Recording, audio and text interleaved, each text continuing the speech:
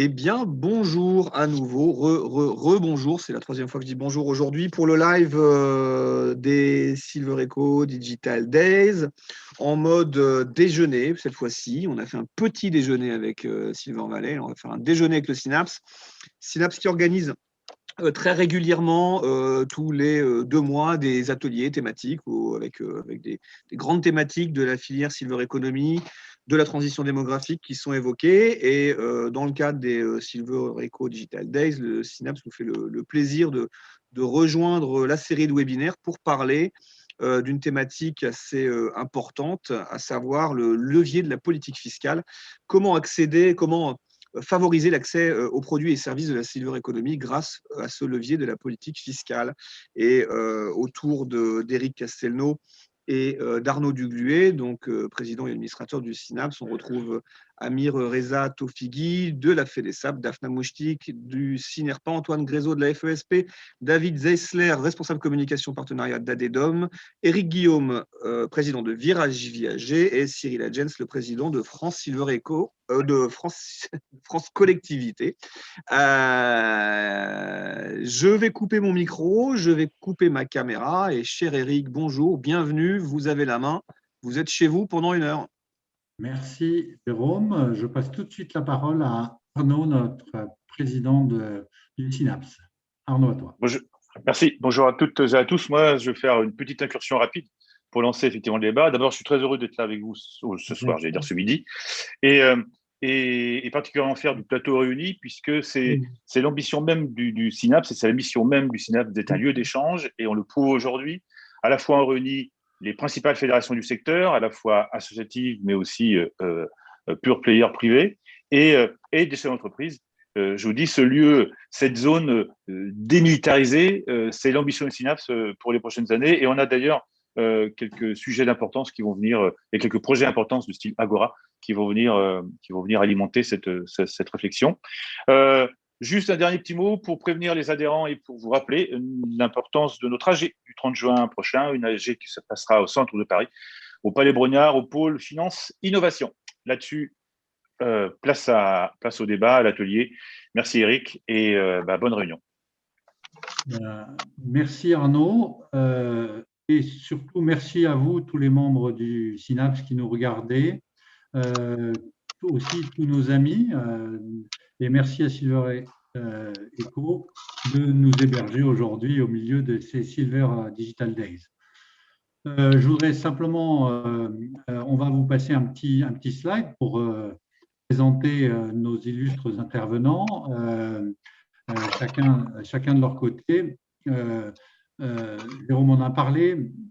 Daphna Mouchnik, elle a une très belle boîte qui s'appelle Logitae et qui elle est aussi un grand engagement syndical auprès du CINERPA domicile. Éric Guillaume, qui est le président fondateur de Virage Viager, qui a eu de grosses fonctions dans l'univers mutualiste et l'univers de la collectivité de retraite.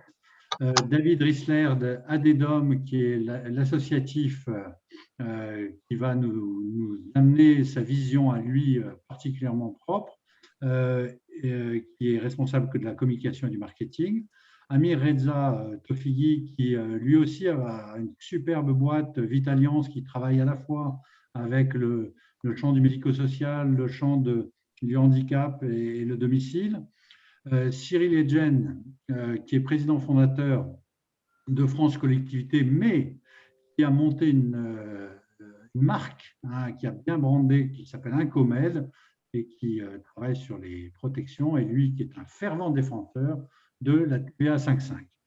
Enfin, Antoine Grézeau, qu'on ne présente plus, cher Antoine, qui est directeur général de la FESP et qui amènera aussi sa vision dans le système. Voilà. Alors, vous vous rappelez le sujet, je crois qu'il faut l'élargir un petit peu. On va avoir une campagne présidentielle en 2022. Je ne sais pas si vous le savez, mais les hommes politiques qui se posent des questions en ce moment. Donc, je pense que ce soit la fédération ou nous, chefs d'entreprise, il est important de porter un petit peu ce ce débat, comme il y a eu aux États-Unis, en Angleterre, il y a des années, peut-être moins en France, mais est-ce que le levier de la politique fiscale peut être un des moyens d'aider ce secteur à être solvable et aussi aider ce secteur à vraiment démarrer? Il y a encore il y a quelques grosses boîtes, mais il y a encore beaucoup de petites boîtes. C'est difficile dans le domicile, difficilement solvable. Il y a beaucoup de travail au noir, on va en reparler. Donc, je crois que c'est vraiment une chose qu'il faut garder à l'esprit, c'est quelles sont nos propositions à tous là-dessus.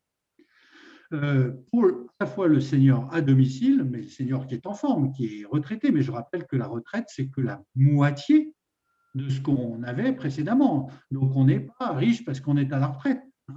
Alors, on prend toujours. Et deuxièmement, la filière et l'écosystème, voilà, il y a tous les gens fragilisés qui sont chez eux et qui ont un logement. On avait fait le thème la dernière fois et c'est important. Bon, voilà. Donc, comment les aider, comment l'État prendre son vrai rôle d'État, non pas pour faire de la subvention qui partirait dans un trou noir, mais dans de la vraie défiscalisation pour aider des systèmes ou des filières comme la nôtre à vivre, à se développer. Ce que je vous propose aujourd'hui avec tous nos experts. Alors, Daphna, on va commencer parce que à la fois, tu es la seule femme très en pointe et puis tu es présidente d'un syndicat important et en plus, tu es chef d'entreprise. Donc, moi, ce qui m'intéresse aussi dans ton parcours, c'est que tu connais extrêmement bien Paris. Tu es une amoureuse de Paris et tu fais une ode vibrante à Paris et à toutes les aides qu'ils ont. C'est vrai que c'est formidable de vieillir à Paris, en dehors de la pollution et de quelques détritus sur le trottoir. Hein, je ne prendrai aucun parti aujourd'hui. Mais ça m'intéresse de savoir un petit peu comment vous voyez les choses au CINERPA sur à la fois les aides qui sont apportées aux personnes âgées à domicile, mais aussi les problématiques de ce qu'on appelle l'avance fiscale récupérée maintenant, mais qui ne verra lieu qu'en 2022. C'est complètement dingue. Et c'est un sujet, j'ai remarqué, qui avait été introduit par CSC, par Sadiq Filovic en 2010. Vous vous rendez compte? C'est invraisemblable pour pousser des choses comme ça. Donc moi, je trouve qu'il y a beaucoup de lenteur. Daphna, maintenant j'ai suffisamment parlé. Qu'est-ce que tu peux nous dire sur ce sujet? Bonjour, merci de cette introduction. Eric, peut-être un petit complément pour présenter au mieux le CINERPA domicile. Le CINERPA domicile représente à la fois des services d'aide à domicile associatifs et à la fois des services d'aide à domicile entreprises. Et ça, je trouve ça important de le mentionner. Je dirige effectivement un service parisien que j'ai créé en 2007, qui se veut complètement à vocation sociale et qui accompagne aujourd'hui plus de 800 personnes quotidiennement dans l'aide essentielle à la vie quotidienne. Effectivement, les bonnes idées ont été trouvées il y a très longtemps. La mise en œuvre est quand même bien lente, mais aussi bien compliquée. Sur cette idée alors c'est un mot que je dis jamais bien, donc c'est sûr, je vais encore l'écorcher, je préviens, contemporanéité. Ah non, ça c'est bon. La contemporanéité de cette fiscalité, en fait, c'est extrêmement complexe parce qu'elle vient se mélanger avec des aides mises en place, l'APA, la PCH, qui sont versées par les départements, doivent venir du coup dans une même machine et être moulinées pour que… Alors, du coup, il va falloir que les départements, d'une certaine manière, se dépossèdent de ces sommes pour que ce soit dans un seul et même organisme qui puisse… Voilà. Et donc, du coup, tout ça prend énormément de temps. Je ne sais pas si je suis très, très claire, mais comme on a peu de temps, je vais un peu vite.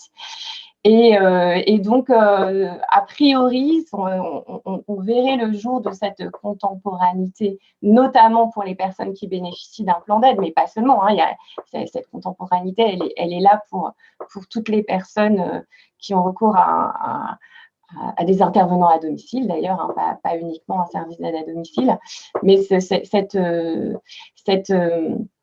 contemporanéité prend du temps pour cette raison-là. Elle est un levier certain parce qu'en réalité, les plans d'aide, comme je vous le disais, moi, je suis très axée sociale. Donc, du coup, j'essaye avec mon service, et puis on est de très nombreux services d'aide à domicile, à essayer de faire au mieux avec les plans d'aide et les plans. Alors, les plans PCH sont un peu mieux, même si le tarif PCH ne correspond pas du tout à la réalité budgétaire de nos services. Mais enfin, bon, donc, en tout cas, pour faire au mieux, on se trouve très souvent, malheureusement, dans des situations ou de dépassement de plan d'aide, où la famille vient aider quand la personne n'en a pas les moyens. Enfin, aujourd'hui, voilà, ces plans d'aide sont imparfaits, ils ont le mérite d'exister, mais ils sont imparfaits. Donc, souvent, les gens sont obligés de mettre la main à la poche pour avoir des conditions d'accompagnement les meilleures possibles, et effectivement de pouvoir tout de suite bénéficier de cette défiscalisation à hauteur de 50%. C'est une aide très précieuse parce qu'encore une fois, on parle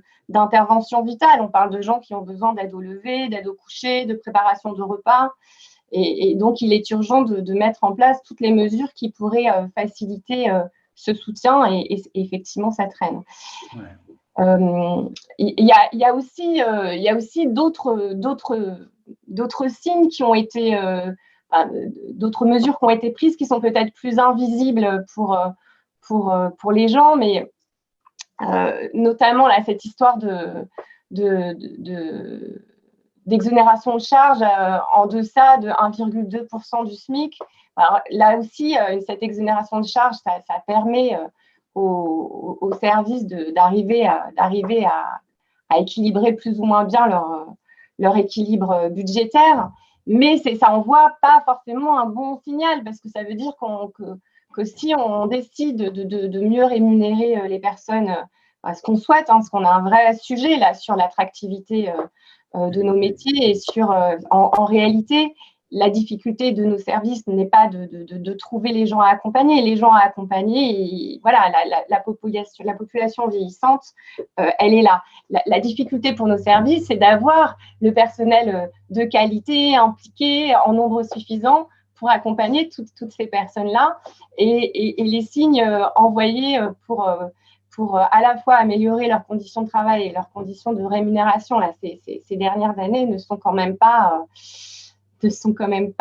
au beau fixe. Donc, voilà, cette histoire d'exonération de charges nous oblige, d'une certaine manière, envoie le mauvais signal et oblige à maintenir quand même des salaires relativement peu élevés, quoi. Ouais, alors, qu'est-ce que je peux vous raconter après? La TVA 5,5, là, je sais que c'est un sujet. Nous, en fait, s'il était envisagé que la TVA soit autrement qu'à 5,5, avec des tarifs APA PCH si bas, avec une solvabilité des gens qu'on accompagne qui est quand même compliquée, là, c'est clair que c'est la mort de nos services. On ne pourrait pas envisager une TVA normale sur nos interventions. Ouais.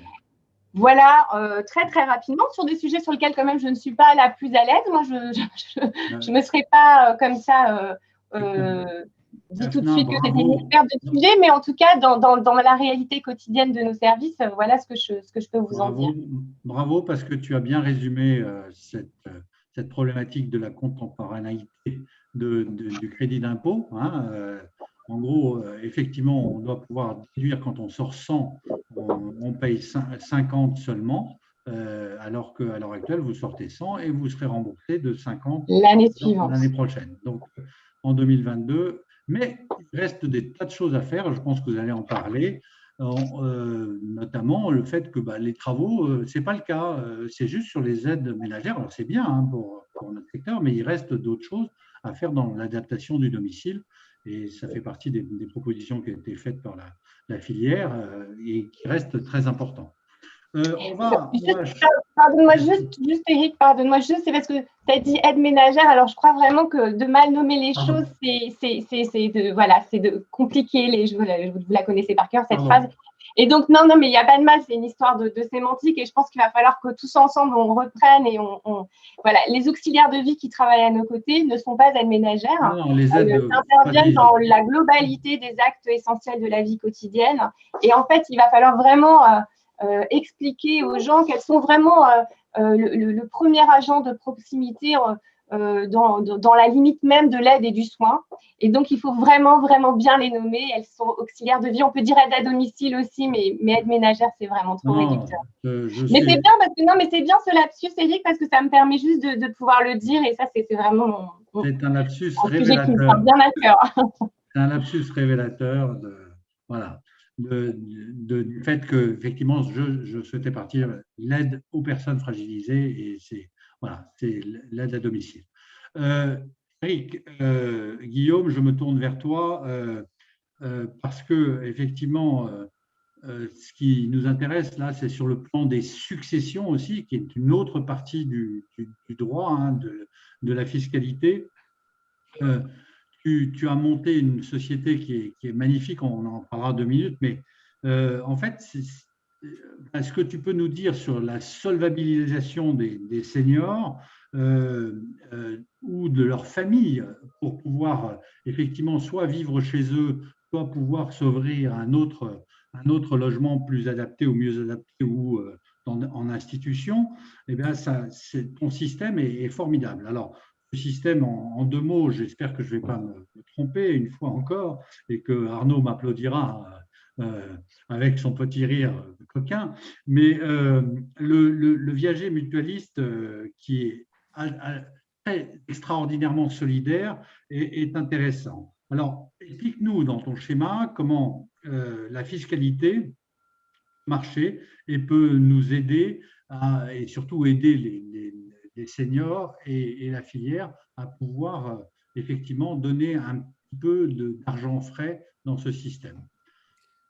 Oui, merci Eric de me donner cet instant de parole avec vous. Effectivement, comme tu l'as dit, ma culture de vie, parce que j'ai les cheveux gris, je suis né dans le monde du vieillissement, ça fait 30 ans que je suis dans le monde du vieillissement, un petit peu comme Obélix tombé dans la marmite, moi je suis tombé dans la question statistique, mathématique du vieillissement, et ces vraies problématiques de masse. Alors j'ai effectivement à ce titre passé toute ma carrière dans une institution de retraite et de prévoyance.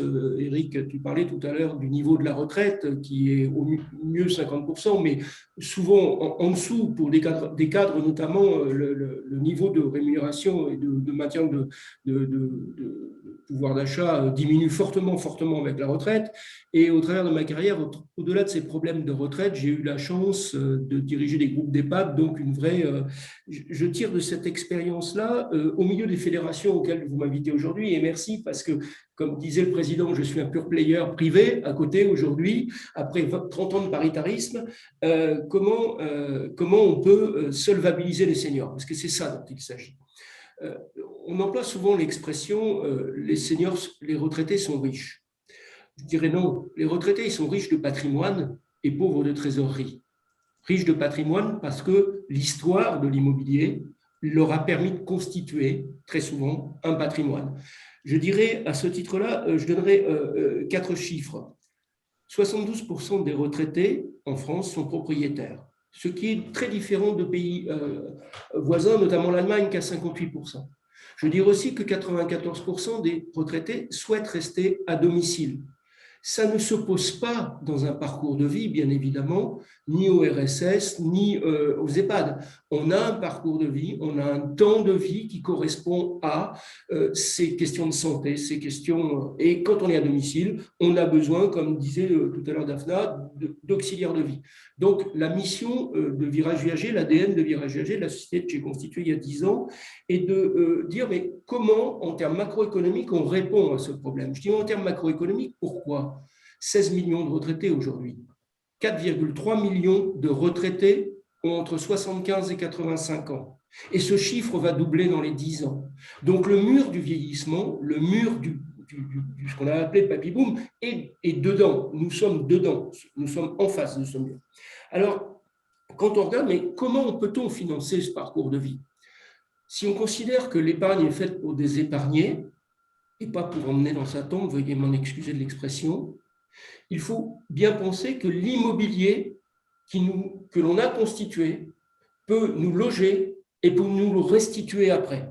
Et c'est là où la notion que j'ai créée de viager, mais d'une nouvelle forme de viager, totalement différente, et on va oublier Jeanne Calment, on va oublier le film Tchernia, on va oublier toute la morbidité intrinsèque de ce sujet.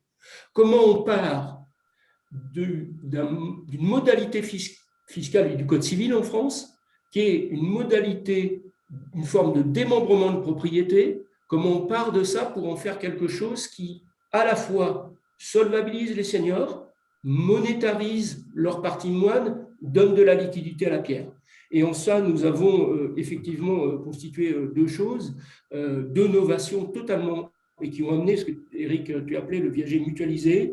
Ces deux choses. Un, on remplace les acheteurs individuels avec la morbidité, je parie, sur le décès de l'autre. On les remplace par des institutionnels, donc, lâchons le mot, par des véhicules d'investissement, qu'on peut appeler fonds d'investissement.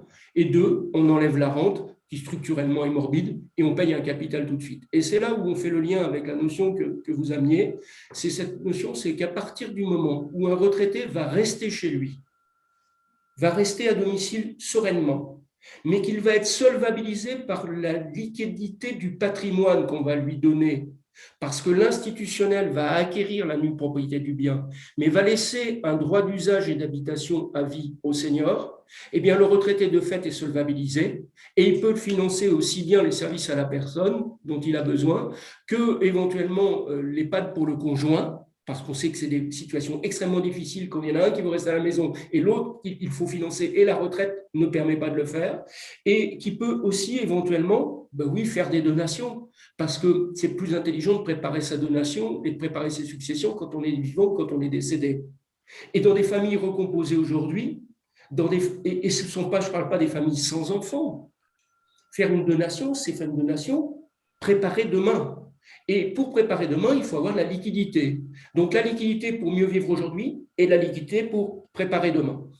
Je terminerai, pour ne pas être trop long, Eric, sur une notion, et qui est une notion de prospective, avant de parler de la fiscalité de demain sur la loi autonomie ou ce genre de choses où je suis à votre disposition, c'est de dire un élément, c'est que j'ai créé cette société il y a 10 ans, pendant 7 ans, 2010-2017, on a vécu avec des véhicules, les fonds d'investissement dédiés, de mutuelles, de compagnies d'assurance, de caisses de retraite, qui investissaient dans l'immobilier, c'est un placement d'actifs pour eux, et maintenir le lien social pour les seniors, maintenir les seniors à domicile.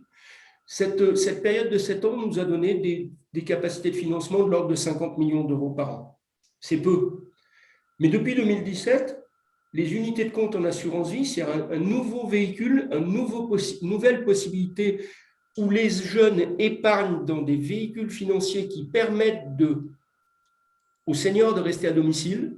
Eh bien, les unités de compte en assurance vie, qui sont des nouveaux dispositifs, permettent non pas d'avoir 50 millions d'euros par an, mais aujourd'hui, pratiquement 400 millions d'euros par an. Et 400 millions d'euros par an, pour mémoire, c'est ce qu'on était tous fiers de faire, qu'on a fait la dernière loi autonomie. Mais on l'a sorti une fois. Maintenant, avec ces dispositifs, on peut le faire tous les ans. Et je ne vous parle pas de l'assurance vie, c'est encore un autre sujet. Merci. Merci Eric, c'est très intéressant parce qu'effectivement, les successions, le financement de la loi autonomie, la mobilisation des assurances vie, c'est des schémas beaucoup plus innovants et ça, il faut qu'on le porte auprès du gouvernement. Cyril, maintenant, notre ami Cyril Etienne, France Collectivité, est-ce que toi, tu as quelque chose à revendiquer? On le sait, mais tu vas poser un moment. Merci Eric pour la parole et merci à tous de votre présence. Ça fait chaud au cœur de voir qu'il y en a beaucoup qui militent pour faire baisser les TVA. Effectivement, on milite nous aussi pour faire baisser la TVA sur un sujet qui est beaucoup plus délicat puisque dès qu'on touche à l'incontinence c'est comme on aime à le dire, parler du pipi ou de popo, c'est pas très agréable, c'est pas des sujets que les sénateurs et les députés veulent entendre. D'ailleurs, ils nous ont rebooté plusieurs fois puisqu'on a présenté une pétition pour leur dire qu'on voulait une TVA à 5,5 sur les produits d'incontinence. Je vais faire un petit peu comme Eric, je vais donner quelques chiffres, comme Eric Guillaume tout à l'heure qui a donné quelques chiffres. Effectivement, il y a 16 millions de retraités, il y a à peu près 11 millions d'aidants, comme nous l'a précisé Daphna tout à l'heure. On a environ 6 millions de personnes âgées qui sont concernées par une souffrance, et notamment des pertes urinaires ou autres. Et il faut impérativement les aider, ces gens-là, puisqu'ils sont dans un certain désarroi et surtout, ils sont dans une perte de dignité. Aujourd'hui, le budget pour une personne à domicile qui doit dépenser des produits d'incontinence est de l'ordre de 200 €. Quand on sait que la retraite moyenne est de l'ordre de 1 070 €, vous faites le calcul, 200 € avec une TVA à 20 points, ça fait beaucoup d'argent donné tous les mois que l'on pourrait utiliser autrement, notamment en redonnant un petit peu de dignité et non pas en laissant la personne âgée face au dilemme de se changer ou de devoir manger correctement. Par ailleurs, il faut savoir que les produits d'incontinence, parfois on parlait, Daphna parlait de l'APA tout à l'heure. L'APA, c'est comment dire, une dotation qui est faite par la région pour aider la personne âgée à domicile. Mais encore aujourd'hui, beaucoup de personnes âgées sont gérées par des associations privées qui achètent pour la personne âgée les produits d'incontinence et ne récupèrent pas du tout la TVA. Donc, ça permettrait aussi d'aider ces associations. Et c'est un challenge qu'on défend en permanence. On continue à militer. Sur notre site internet où on vend des produits d'incontinence au meilleur prix avec des colis qui sont envoyés en toute discrétion, puisque c'est aussi le problème de l'incontinence. On n'a pas envie de savoir, les voisins n'ont pas envie on n'a pas envie de savoir que les voisins sachent qu'on est incontinent. Donc, on envoie des colis masqués.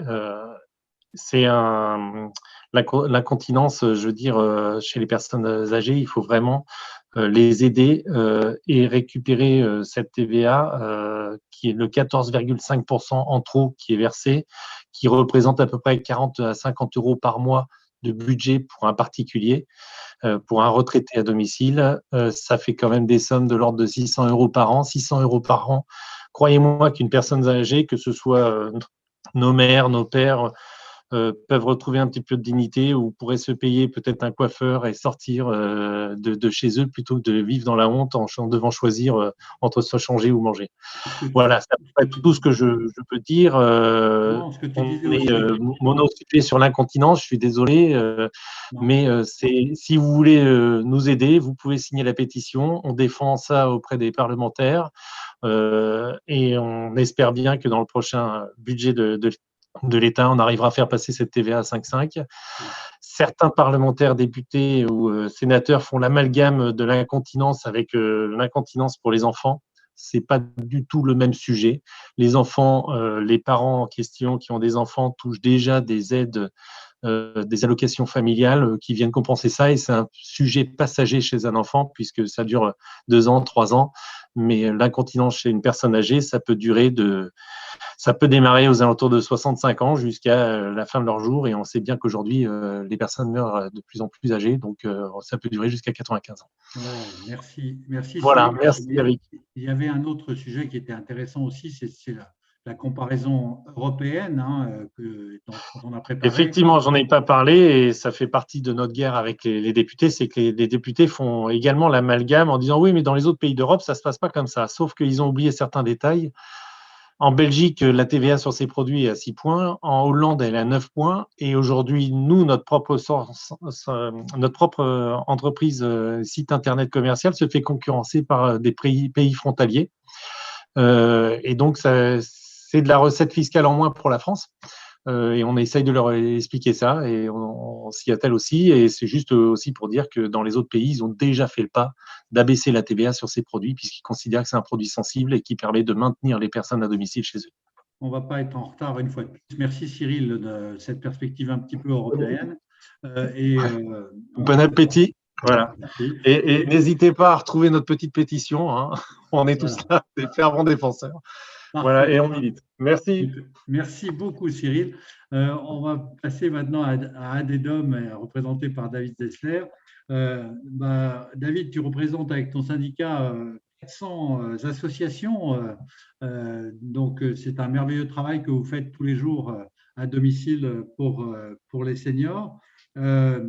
Bon, je ne vais pas provoquer, mais quelque part, est-ce qu'on n'est pas quelque part dans le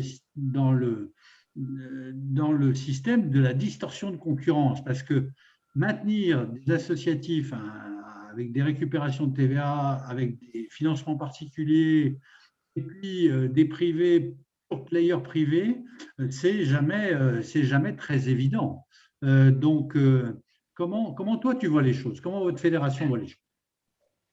Bonjour à tous. Alors déjà, Adedom, c'est 350 associations sur tout le territoire et environ 25 000 salariés.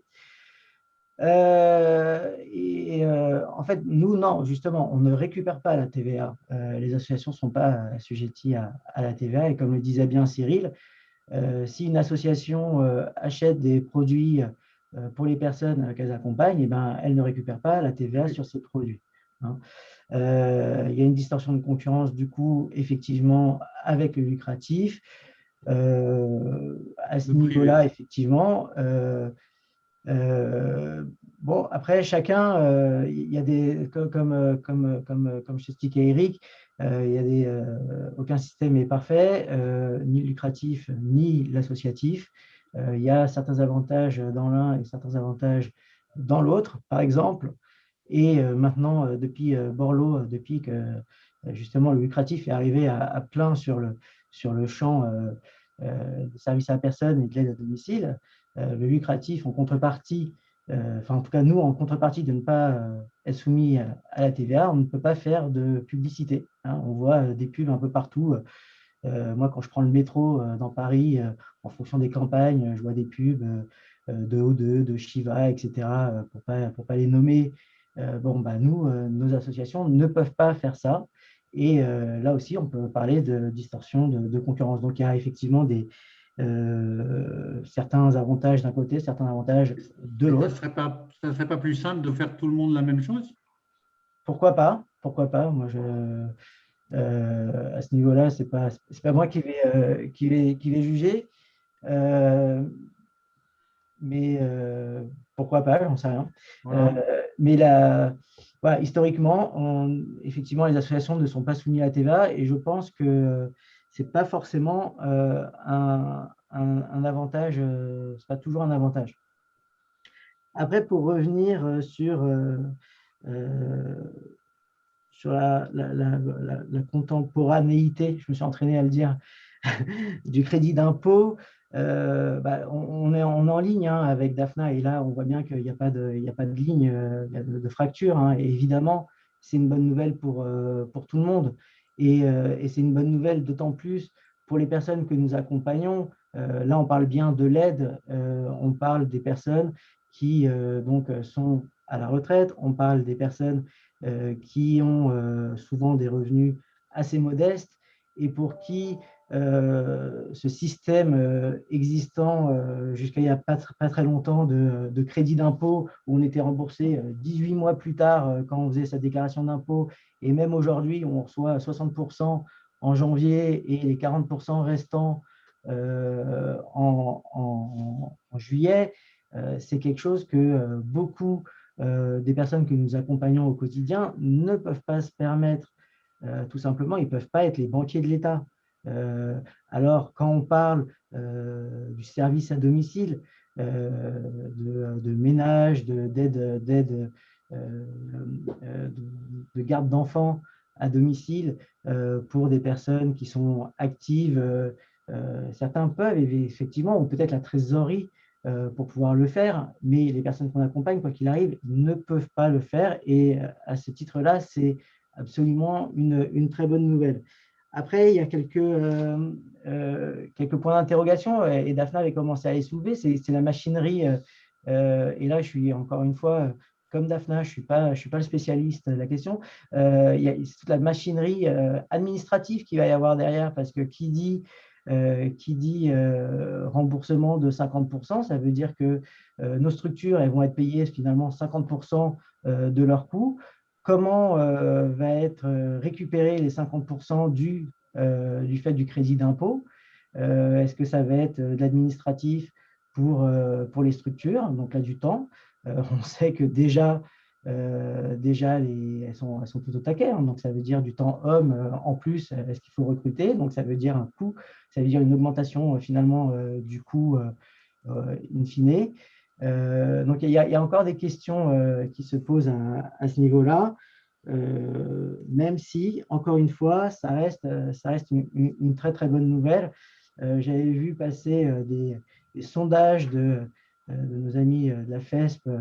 Alors, ce n'est pas un sondage, pardon, c'était une étude plutôt indiquant qu'il y aurait sûrement 200 000 emplois supplémentaires liés à cette contemporanéité du crédit d'impôt. Dans l'aide, je ne suis pas sûr. Dans le service à domicile, là, je vois bien, effectivement, hein, parce que par rapport au travail dissimulé, finalement, ça va coûter quasiment la même chose, hein, de déclarer quelqu'un ou de ne pas le déclarer. Donc, effectivement, la prime à la déclaration n'existe plus. Et donc, je vois bien. Dans l'aide, il y a peut-être dans l'emploi direct, mais en tout cas, pour nos structures, je ne suis pas certain qu'il y ait un boom, en tout cas, de l'emploi, sachant qu'on est, et Daphna l'a totalement bien dit, on est plus en train de chercher des salariés que de chercher de l'activité. Donc voilà. Bon, merci. Après, si je peux dire juste un petit mot par rapport à ce que Eric disait et au modèle du viager. Alors, pour nous c'est un modèle qui nous pose un tout petit peu de problème, parce que nous, on est toujours, on souhaite vraiment toujours que l'aide à domicile, en tout cas, soit financée par la collectivité. Et on a vu, là, il y a eu un sondage qu'on a lancé récemment avec notre partenaire au CIRP et avec Odoxa, et on le voyait, 79% des personnes souhaitent que ce financement soit assuré par la collectivité. Alors, c'est vrai qu'il y a eu la 5e branche qui a été votée récemment, mais pour l'instant, elle n'est pas énormément financée. Mais c'est vraiment important de maintenir ce financement par la collectivité. C'est simple, aujourd'hui, il ne viendrait à personne de se dire qu'on a besoin de vendre sa maison pour être soigné. Je ne vois pas pourquoi il faudrait vendre sa maison pour pouvoir être accompagné. Je crois que Eric va te répondre. Merci, David. On viendra dans les débats là-dessus, parce que si on arrive à tenir la cadence et le rythme, j'espère qu'on pourra pouvoir débattre de tout ça. Et c'est très intéressant que tu aies lancé ça, mais Eric a quelques munitions ou quelques apports pour toi et pour tout le monde. On va passer à Amir. Amir, merci de nous avoir rejoints. Amir, tu représentes la FEDESAP, très beau syndicat. Vous avez fait pas mal de choses quand même dans ce dossier, hein. Vous en avez fait avancer pas mal avec les autres syndicats, bien entendu, mais qui est assez en pointe sur l'avance fiscale ou la contemporanéité. Tu connais bien la problématique parce que tu as créé ta boîte aussi. Tu as une belle boîte de SAP un petit peu Vitaliance, hein, mais dans le secteur. Alors, explique-nous un peu ce que c'est et où est-ce qu'on pourrait aller plus loin encore dans toute cette partie d'aide par la fiscalité au secteur des seniors. Bonjour à tous. Alors, avant de répondre à ta question, je vais quand même revenir sur quelques propos qui venaient d'être dits que je trouvais très limite, on va dire, en termes de vérité. Sur la fiscalité, la distorsion de concurrence, elle est vraiment, parce que j'ai entendu distorsion de concurrence, elle est vraiment inversée. Aujourd'hui, les entreprises privées reversent la TVA à l'État, les associations ne le font pas. Et il se trouve que les associations ont très peu de TVA, puisque le coût qu'on a, nous, c'est la masse salariale. Or, la masse salariale n'a pas de TVA. Et donc, une industrie normale qui a une vente et de l'achat et qu'il a de la TVA sur les deux, bah, ça s'annule. Et finalement, la TVA va être que sur la valeur ajoutée de l'entreprise. Or, les associations gardent la TVA, quoi, entre guillemets, ne reversent pas de TVA à l'État, mais en payent très peu parce qu'on n'a pas un PC, on n'a pas 1000 PC, quoi. On a un PC au siège, on a quelques éléments, mais en gros, il y a une vraie distorsion de concurrence actuellement en faveur de l'associatif qui bénéficie de ne pas payer de TVA. Et j'en viens à tout ce qui a été dit, parce que c'était presque une blague. Je suis assailli des pubs de l'ADMR sur BFM TV à la radio, association, bien évidemment pas entreprise. Tout le monde me dit, c'est fou l'ADMR, on les voit partout, dans toutes les publicités. Et je rappelle la règle, en fait, qui existe, qui n'est pas du tout respectée, c'est la règle des 4 P. En fait, pour ne pas être fiscalisé, une association ne doit pas faire de publicité, ne doit pas avoir le même public, les prix et tout ça. Les 4 P ne sont même pas respectés. Aujourd'hui, une association peut choisir d'être fiscalisée si elle veut. Bien évidemment, ils ne le font pas parce qu'ils savent très bien que c'est plus rentable de ne pas être fiscalisé. Donc, il n'y a pas de distorsion de concurrence, ils peuvent le faire. C'est un choix volontaire d'être fiscalisé.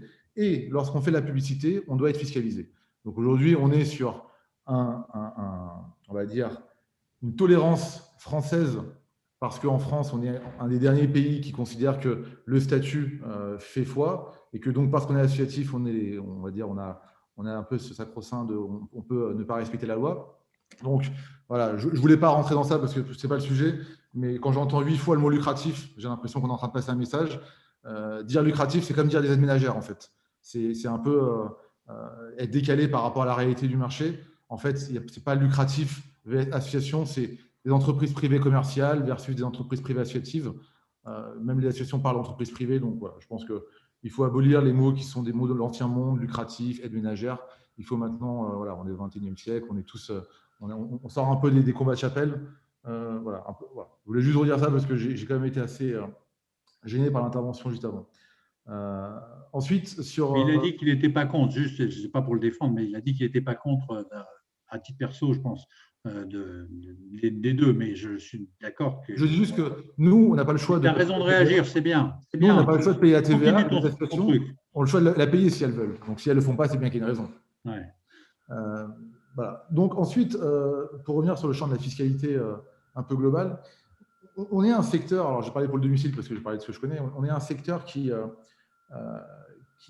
en fait, il y a énormément de choses qui sont faites dans plein de champs différents. Donc, on a la TVA à 5,5, mais qui est par service. Donc, il y a on a certains services qu'on peut faire pour une personne dépendante qui ne vont pas être à 5,5. On a parfois des contrôleurs un peu, on va dire, très tatillons qui disent que lorsqu'on fait du ménage chez une personne dépendante, il faudrait facturer à 10 points de TVA, d'autres qui disent on a accès à 5,5. Donc, même sur le taux de TVA, parfois, il y a un peu de flou sur est-ce que c'est le service qu'on fait chez la personne dépendante ou est-ce que c'est la personne dépendante qui va faire le taux de TVA. On a, ce que disait Daphna tout à l'heure, le fameux 1,2 SMIC en exonération de charges. On a la prise en charge également de la personne dépendante à travers l'appel à PCH. On a le crédit d'impôt de 50% qui va être bientôt mensualisé au fameux contemporain. Vous connaissez le mot, quoi. Et on a tout ça et on peut pas dire que l'État fait rien. Pour le coup, on peut que dire qu'il y a énormément de politiques qui sont mises en place, fiscales, sociales, à travers les différentes, à travers les différents leviers pour aider le secteur. Ce qui manque vraiment aujourd'hui, je pense que la problématique du secteur, en tout cas pour le domicile, encore une fois, elle n'est plus tellement autour de la fiscalité, même si la contemporanéité va poser un petit problème chez nous, et c'est pour ça que c'est décalé par rapport aux autres métiers de service à la personne, parce que les prises en charge APA et PCH rendent très complexe la détermination du reste à charge pour la personne, et donc c'est cette partie-là, en effet, sur laquelle il y a un crédit d'impôt. Mais ce qui manque, c'est de se dire que, OK, on a mis tout ça en place, mais que si on veut un secteur qui soit vraiment autonome financièrement, que les personnes aient un reste à charge le plus limité possible, parce que je rejoins tout ce qui a été dit, on veut pas que les personnes soient obligées de vendre leur maison pour pouvoir rester à domicile. Si on veut une autonomie des structures, il faut qu'il y ait des vrais taux de prise en charge qui soient décents. Et ça, je pense que il n'y a aucun débat, association entreprise, bien évidemment, on est tous sur le même sujet, c'est qu'aujourd'hui, les taux de prise en charge APA et PCH sont très, très bas.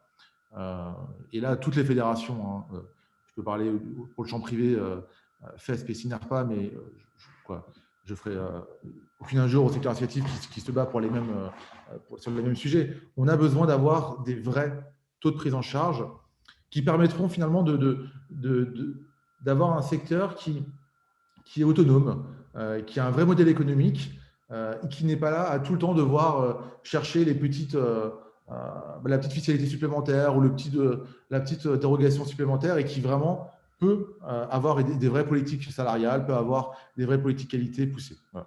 Donc je pense que aujourd'hui, dans notre secteur de l'aide à domicile, le vrai sujet, c'est le taux de prise en charge, et on porte des sujets avec des propositions avec la FESP et le CINERPA. Le vrai sujet, c'est ça, et c'est moins un sujet de fiscalité pour nous dans le domicile. D'accord. Amir, c'est très clair, au moins tu nous as un petit peu projeté. On va continuer à se projeter grâce à Antoine Grézeau, qui est le directeur général de la FESP, une très grosse fédération de services à domicile. Vous êtes aussi en pointe sur la fiscalité, mais est-ce que vous avez d'autres choses dans vos cartons sur lesquelles vous réfléchissez? Quelles sont vos nouvelles propositions? Effectivement, vous avez sorti un rapport qui évalue assez justement, mais on l'avait déjà dit au moment de la loi Borloo, effectivement, le fait de défiscaliser les crédits d'impôt et le travail à domicile ferait naître et ferait disparaître le travail au noir en France. Or, on s'aperçoit qu'après quelques années, ce n'est pas encore le cas. Bon, il en reste, et bon, chacun d'entre nous peut le voir souvent. Moi, ce qui m'intéresse, Antoine, c'est, voilà, est-ce que tu crois à ces 200 000 emplois? Ça serait formidable, mais encore faut-il les trouver. Daphna le disait tout à l'heure, Amir l'a souligné. La difficulté, c'est d'attirer, de former, de payer, de valoriser ces personnels. Là, je connais bien le sujet, hein, je suis dans le domaine de la formation, c'est quand même un sacré enjeu. Qu'est-ce que vous avez préparé? Qu'est-ce que vous mettez en avant là aujourd'hui? Avec des scoops, hein, s'il te plaît, Antoine. Merci Eric, je n'ai pas particulièrement de scoop. D'abord, peut-être une toute petite précision. La première fois qu'on a parlé du caractère contemporain du crédit d'impôt, c'était lors d'une audition d'un sénateur, le sénateur Kergueris, en 2009, où effectivement, lors de ces débats, alors j'en parle librement parce que c'était Maxime Ayache, donc c'était la FESP qui proposait, en fait, faisant le même constat en disant est-ce que le crédit d'impôt est le meilleur levier pour faire sortir le travail au noir pour être un travail déclaré. Et effectivement, cette avance de trésorerie, comme on l'a très bien dit, on n'a pas à être le banquier de l'État, a été évoquée pour la première fois, la perspective de rendre le crédit d'impôt contemporain. Ensuite, il y a eu des travaux qui ont été faits. Donc, effectivement, la FESP n'a pas à rougir de la contribution qu'on a pu avoir sur les différents scénarios. Le MEDEF nous a accompagnés. Donc, c'est la fameuse tribune dans le JDD en 2017. Et c'est vrai qu'au fur et à mesure, on arrive à toucher du doigt ce crédit d'impôt instantané, mais voilà, il a fallu quand même attendre plus de 15 ans là-dessus. C'est un peu long et c'était attendu. Alors, tout le monde reconnaît que c'est un peu compliqué de dire la contemporanéité du crédit d'impôt, donc maintenant c'est clair, c'est C2I. Voilà, le gouvernement réutilise ce terme-là et c'est beaucoup plus simple pour nous de dire crédit d'impôt instantané que caractère contemporain du crédit d'impôt. Moi, il y avait, au-delà je peux dire quelques mots sur le crédit d'impôt instantané, sur le fait qu'effectivement, les emplois qui vont apparaître sont vraiment des emplois qui vont sortir du noir, du travail dissimulé. Et ça veut dire que là où on est tous d'accord, ça veut dire qu'il faut que nous, les fédérations ou les dirigeants d'entreprises, d'associations, il faut qu'on soit prêts à accueillir ceux qui vont sortir du travail dissimulé. Et donc, c'est toute la réflexion qu'il y a sur l'attractivité de ces travaux, enfin de ces salariés, de ce type de boulot, de sortir du schéma ce sont des petits boulots. Donc, c'est effectivement un sujet d'actualité sur la revalorisation des salaires, sur l'attractivité, sur notre capacité aussi à fidéliser nos salariés. Donc, et ça, c'est au 1er janvier 2022 qu'il faut qu'on soit prêt. Donc, c'est pour ça que peut-être qu'en ce moment, on entend beaucoup les fédérations d'entreprises, mais c'est parce que c'est maintenant que ça se joue. Et que le rendez-vous, c'est au 1er janvier 2022. Il faut qu'on soit en ordre de bataille. Moi, ce qui me plaisait bien dans le thème qui avait été choisi pour ce déjeuner, c'est peut-être aussi… Je vais vous donner 2 chiffres, ensuite je vais vous donner un peu mon raisonnement. 780 000 personnes de plus de 60 ans touchent l'APA. Le deuxième chiffre, c'est que 3 millions de personnes de plus de 60 ans déclarent faire appel au service à la personne. Donc l'enjeu, et donc c'est tout le caractère de l'innovation sur la silver economy, l'enjeu, ce n'est pas forcément la dépendance, c'est accompagner le vieillissement de la population. Et le vieillissement de la population française ne passe pas forcément par les plans d'aide, ça le sera, ce sera en 2040. Là, entre 2020 et 2030, 2 millions de personnes de plus auront entre 60 et 85 ans. On dit que la dépendance, je ne suis pas expert en la matière, c'est à partir de 85 ans. Et moi, quand j'aurai 70 ans, je me considérerai, j'espère, pas complètement indépendant. Peut-être que je ferai appel effectivement à des services pour recevoir tout le matériel en termes d'incontinence, mais je ne me sentirai pas franchement bénéficiaire de la part. Et c'est ça l'enjeu, en fait, de la prochaine décennie. Et quand on parle, en fait, d'une politique fiscale, quand on parle de levier fiscal, un levier fiscal, quand on parle au budgétaire ou à n'importe qui, le but, ce n'est pas de rentabiliser un secteur. Ce n'est pas à travers la fiscalité qu'on rentabilise un secteur. Autrement, c'est un constat d'échec. Il faut passer à autre chose. L'intérêt, enfin, en tout cas, l'avantage d'un levier fiscal, d'une politique fiscale, c'est que ça accompagne le développement d'un secteur. Et donc, tout ce qui est en train d'orbiter autour de nos entreprises, du service à la personne, du domicile, tous ces nouveaux métiers qui apparaissent, tous ces nouveaux enjeux, on parle aussi des résidences seniors, des résidences services, Daphna aurait pu en parler, on parle aussi des care managers qui sont des nouveaux métiers. Donc tout ça, tous ces nouveaux métiers-là, tout ce qui va permettre d'accompagner le vieillissement de la population, c'est là où il faut s'interroger en termes de politique fiscale. Et je reviens dans ce que tu disais, Eric, c'est que finalement, c'est là l'enjeu des présidentielles, des législatives, et c'est un peu tard parce que c'est maintenant que les choses sont en train de s'enclencher, c'est qu'est-ce qu'on peut prévoir en termes d'accompagnement fiscal pour que ce secteur se développe et ne soit pas simplement que dans les services à la personne. Et ça, je pense que ça mérite effectivement peut-être plus d'une heure que d'un déjeuner dans le cadre de ce webinaire, mais les perspectives sont assez infinies. Voilà, c'est ce que je voulais dire parce que beaucoup de choses ont été dites en préambule, hein, donc je n'ai pas grand-chose à ajouter là-dessus. De dire que le crédit d'impôt instantané, ce sera le meilleur levier pour travailler pour lutter contre le travail noir et amener une recette fiscale à l'État, qui est considéré à 1,2 milliard dès la première année, et que finalement, l'enjeu pour nous, ce n'est pas forcément de parler de la dépendance, ce sera en 2040, mais vraiment du vieillissement de la population, de ces gens qui ne sont pas complètement en perte d'autonomie, qui ne sont pas complètement dépendants, mais qui ont envie de bien être à l'aise dans leur pompe dans les 10 prochaines années. Et donc là, on a beaucoup de solutions à leur proposer. Merci beaucoup. C'était très clair, Antoine, et merci pour cette perspective très encourageante, effectivement, de le mettre dans une perspective plus large. Et je pense que, comme vous avez été tous magnifiquement concis et cohérents, je pense qu'on va pouvoir entamer, si vous êtes d'accord tous, un petit débat. Alors moi, j'ai vu quelque chose qui était assez intéressant, sans vouloir polémiquer outre façon, hein, mais sur le fait que la succession, je vends ma maison, je ne vends pas ma maison, mais aussi cette problématique du non-financement de la loi Grand Âge, qui est quand même apparue récemment, hein, le 5e risque, c'était seulement, j'ose dire, cet été, hein, avec une CNSA qui gère 50 milliards. C'est quand même pas rien. Mais comment tout ça va être financé? C'est un petit peu le tonneau des Danaïdes. Moi, je crois qu'Éric,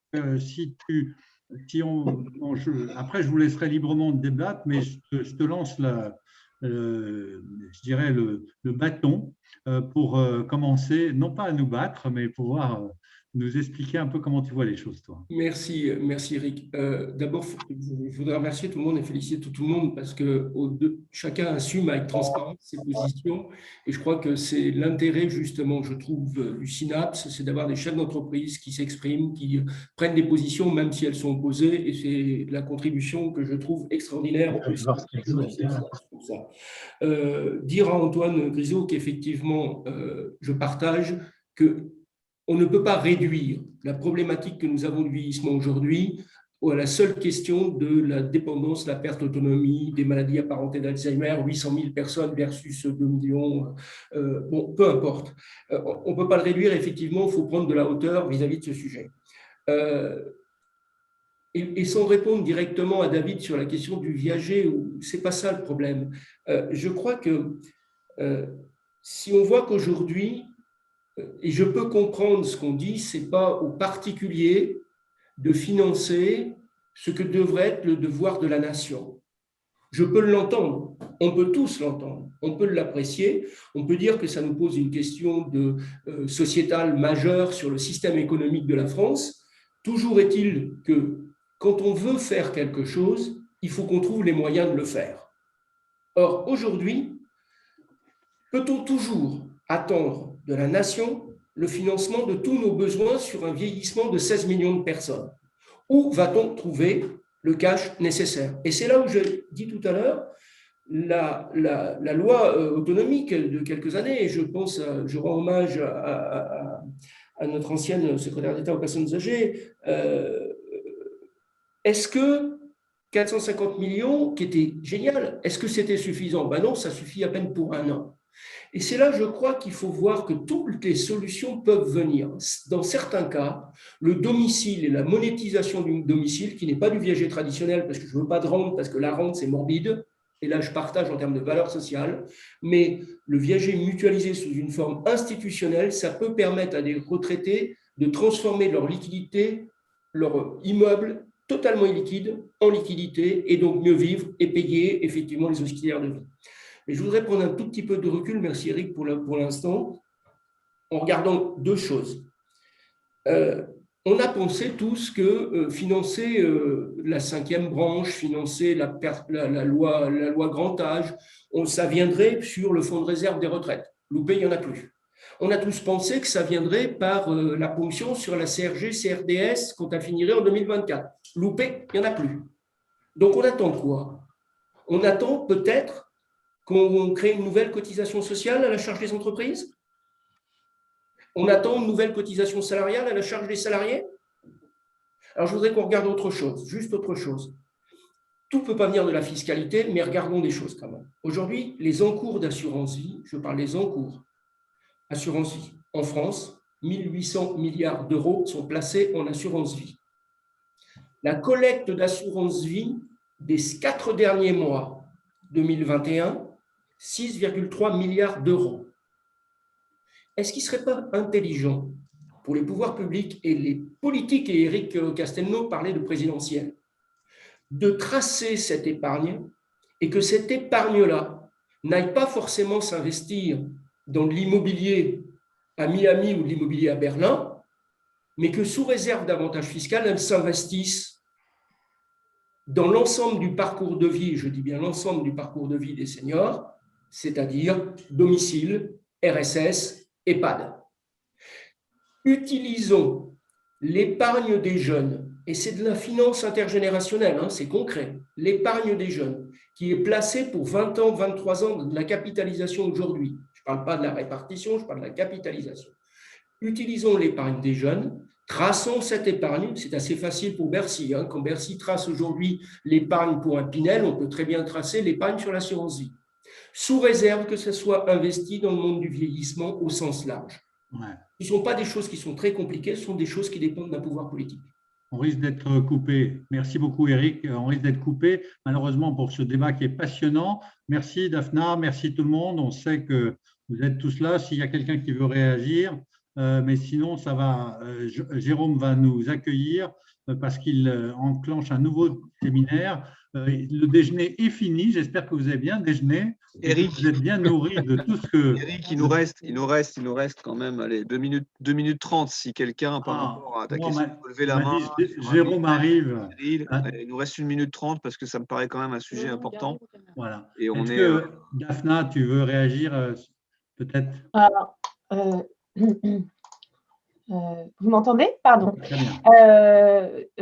Simplement, moi, je ne suis pas très à l'aise avec les chiffres, mais juste pour revenir sur cette histoire d'associations et entreprises, et sans ouvrir un quelconque débat, je trouve qu'en 2015, il y avait une grande avancée avec la loi ASV qui nous avait fait tous basculer sous un seul et même régime et qui commençait un peu à unifier les règles pour chacun. Et je crois qu'il faut absolument continuer.